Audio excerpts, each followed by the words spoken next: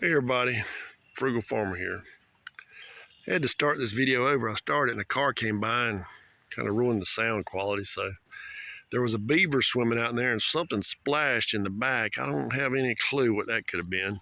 It's pretty high up, whatever it was, but I'd been feeding some geese back here. They had a little gosling. They only had one, and I've seen geese with as many as 4 goslings. So I don't know if predators got the other siblings or what the deal was with that, but it's a beautiful area, but about taken over with lilies, and it does look right alligatory.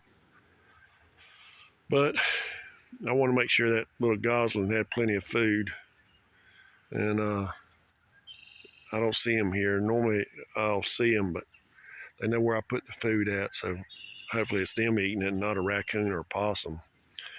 But I adopted 4 goslings. Gosh, that's been 20 years ago.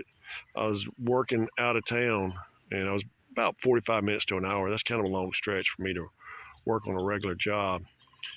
And there was 4 there, and I'd stop and make sure they had food. And they actually, I think they knew my truck, because they would come up there when my truck pulled up, along with all the other ducks and everything else. But I made sure those goslings got their share of food. They were out near the road one day, so I was stopped and got out my vehicle and was getting them back off the road and fussing at them. I guess people thought I'd lost my mind.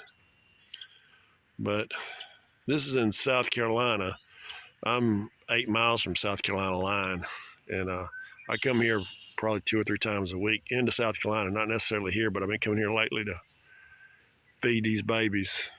And I want to try putting out a limb line here. I think there may be a bass or 2 in here.